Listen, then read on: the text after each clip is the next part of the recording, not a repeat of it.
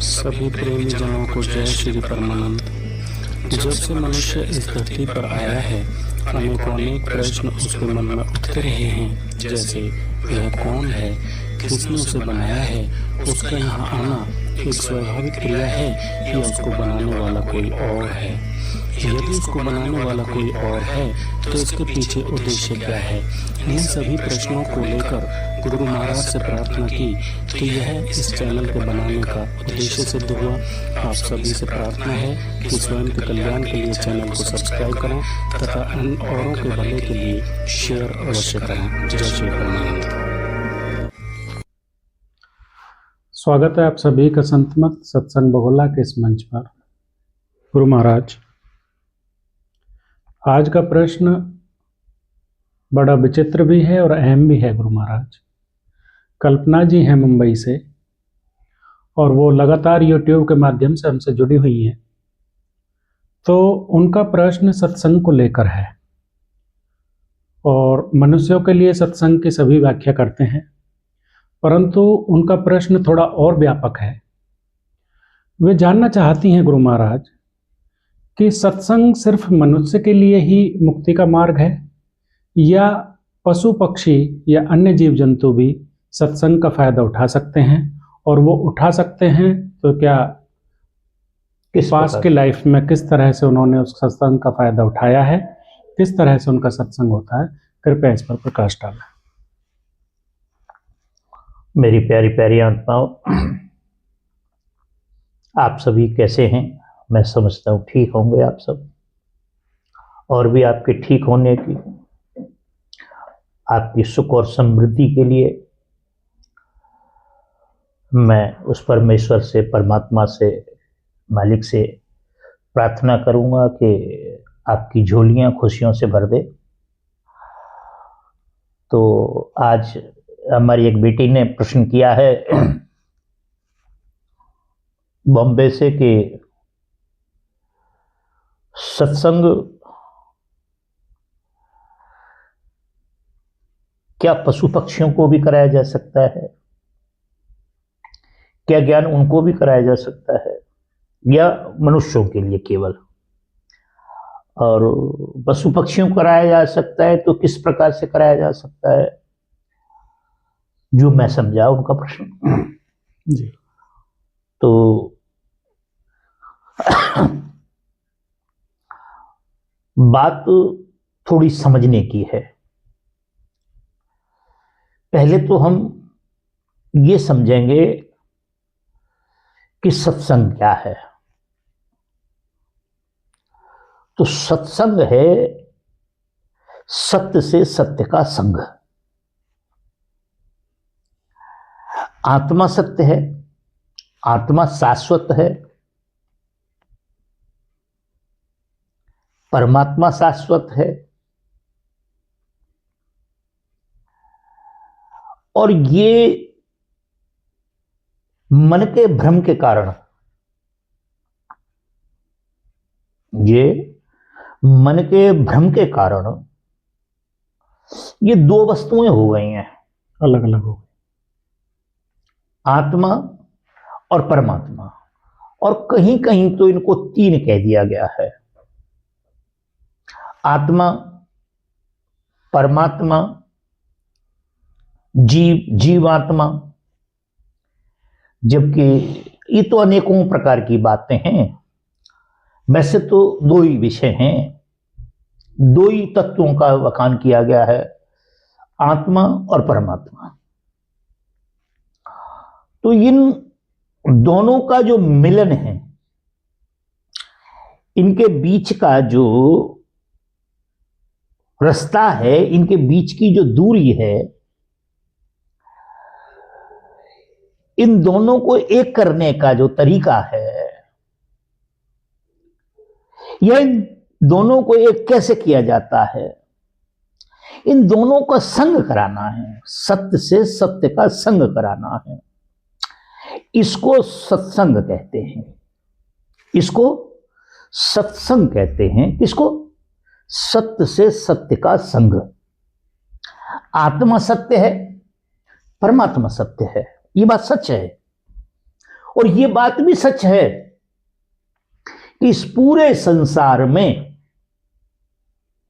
केवल परमात्मा ही परमात्मा है और कुछ नहीं है। परमात्मा की जब मौज होती है तब हमारे अंदर भ्रम फैला देता,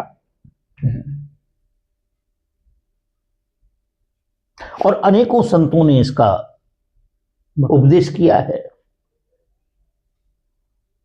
जैसे हम दिन में 12 बजे 1 बजे जब सूर्य पूर्ण अपनी आभा में हो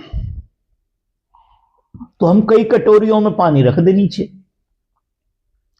प्रत्येक कटोरी में सूर्य का प्रतिबिंब दिखाई देगा और हर कटोरी में दिखाई देगा कि सूर्य वैसा ही है जैसे वो देख रहे हैं आप। सूर्य तो इतने नहीं हो सकते, सूर्य तो एक है। इसी प्रकार से परमेश्वर एक से अनेक हो जाता है। वेद में एक शब्द कहा है, एको हम द्वितीय नास्ते। एको हम, और कुछ नहीं है संसार में। एको हम द्वितीय नास्ते, एको हम बहुश्याम। मैं एक हूं, अब अनेक होने जा रहा हूं। तो वो क्या होता है जब उसकी मौज होती है, उस मालिक की, उस परमेश्वर की, जो हमसे जुदा नहीं हो सकता, जिससे हम जुदा नहीं हो सकते, वह से उसकी मौज होती है, तो इसी प्रकार से हमें भ्रम डाल देता है और अपने अंदर से अनेकों प्रतिबिंब जो है ना, इस ऐसी सृष्टि अनेकों हैं, उनमें व्यापक कर देता है। जब उसकी मौज होती है सबको सुकोड़ लेता है, सब एक में हो जाते हैं, खत्म हो जाता है मामला। तो ये जो एको हम द्वितीय नास्ते, द्वितीय नास्ते, एक कह दिया ये बात को, मैं ये अकेला हूं, कोई और नहीं मेरे साथ। जैसे तुलसीदास जी भी एक थोड़ा सा इशारा करते हैं, ते सृष्टि उपाई त्रिविध बनाई। 3 प्रकार की सृष्टि, तम, रज और सत्य, 3 गुणों वाली। कबीर साहब भी इसी तरफ इशारा करते हैं। अष्ट कमल का चरखा बनाया। अष्ट कमल का मतलब 5 तत्व, गुण 3 ही, 3 गुण और 5 तत्व मिलके 8 हो गए। तो कहते हैं कि ते सृष्टि बनाई त्रिविध बनाई, 3 प्रकार की। संग सहाय न दूजा, कोई दूसरा नहीं था, तो ये बात पूरी हो जाती है। फिर कहते बहुश्याम, मैं अकेला हूं, अब मैं बहुत होने जा रहा हूं। तो ये जो खेल है वो परमात्मा का, इसको समझ करके सारे नीचे के धड़ों को धराशायी करके केवल एक परमात्मा के प्रति हमारी आस्था, हमारा समर्थन, हमारा समर्पण, हमारी जो भी जिस आप बात समझते हैं, कहते हैं, जिस भाषा में, जिस तरीके में हमारी शरणागति हो जाना, अपने आप का भी खात्मा हो जाना, इसका नाम सत्संग है। क्या है? इसका नाम सत्य, सत्संग है। सत्य से सत्य का संग, एक परमात्मा हो जाना, उसका नाम सत्संग है। अब ये तो सत्संग हो गया। अब आपने कहा कि क्या पशुओं को भी हो सकता है? हां, पशुओं को भी हो सकता है, मगर पशुओं को पशुओं के तरीके से होगा। जैसे पशु को हम ज्ञान नहीं करा सकते। तुलसीदास जी कहते हैं, खग जाने खग की ही भाषा। पक्षी पक्षी की भाषा को जानता है। और प्राय आपने देखा होगा, एक चिड़िया बोलती है, फिर उधर से दूसरी तरफ से आवाज आ जाती है। हमको नहीं मालूम क्या बोला उसने, लेकिन वो बातचीत करते हैं आपस में। एक श्वान इधर से बोलता है, फिर अनेक श्वान उधर से बोलते हैं। हमको नहीं मालूम उन्होंने क्या बोला है। तो सबसे पहले सत्संग के लिए मनुष्य शरीर में आना अनिवार्य है। मनुष्य शरीर में आना अनिवार्य है। तो पशु पक्षी जितने होते हैं, संतों के इर्द गिर्द रहते हैं, उनके सत्संग का लाभ ये होता है, उनको सत्संग ऐसा होता है कि उनको अनेक बीच की योनियों को खत्म करके मनुष्य का शरीर दे दिया जाता है।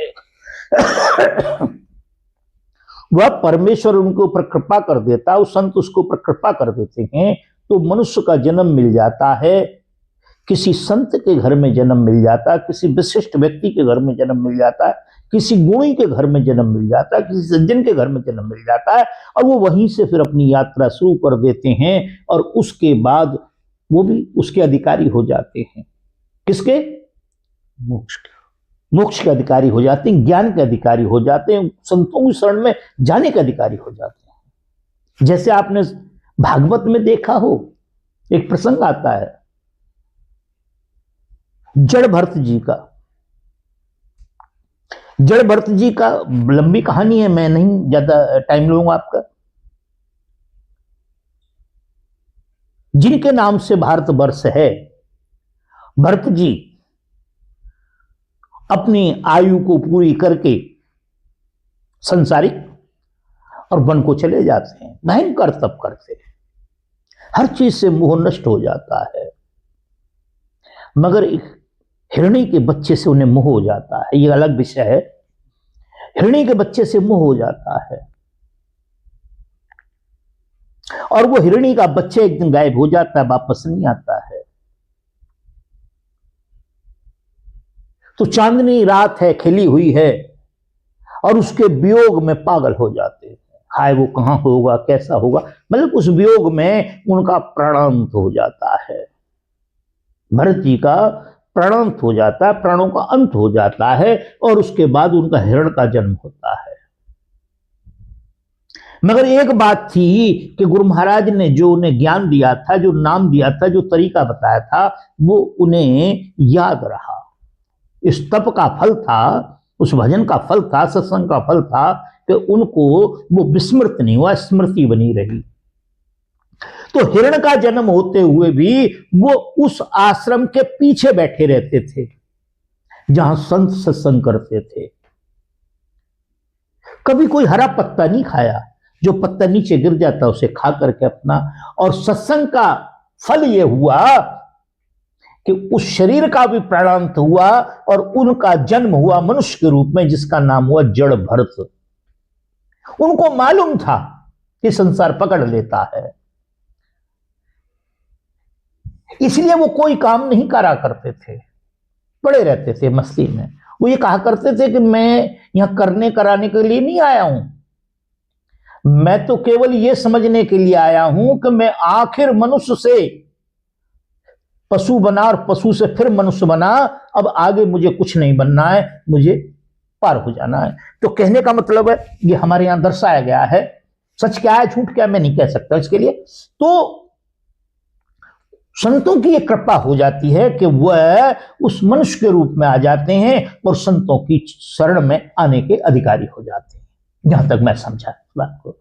तो यहाँ तक ये बात तो पूर्णतः स्पष्ट हो जाती है। कल्पना जी, आपको भी पता लग गया होगा। आपका जो प्रश्न था कि पशु पक्षी भी क्या इसके अधिकारी हैं, हाँ वो बिल्कुल अधिकारी हैं। और जहाँ तक मोक्ष की बात है, उनका जो सत्संग होता है तो उससे वो मानव रूप में ही उन्हें आना पड़ेगा। तो सत्संग की कृपा से वो मानव का रूप ले लेते हैं, मानव की उन्हें योनि मिल जाती है। तो गुरु महाराज, अब अगला प्रश्न इसमें यह होता है कि आज संसार में बहुत से सत्संग फरमाए जा रहे हैं, अनेकों संत अपने आप को बोलते हैं और सत्संग किए जा रहे हैं, लेकिन फिर भी मानव भटक रहा है, दुखी है इस संसार में। तो इसमें कहाँ कमी रह जाती है? ये हमने मान लिया है एक व्यक्ति, एक मनुष्य, उसने हनुमान का स्वरूप बना लिया है, गदा ले ली है, और वो बच्चे देखते हैं तो ताली पीटते, हनुमान आ गए, हनुमान आ गए, हनुमान आ गया। तो ये तो स्वाभाविक है, बच्चों का अज्ञान है, मगर हम भी उसी अज्ञान में बह जाते हैं, उन्हें पैसे पूसे देने लगते हैं।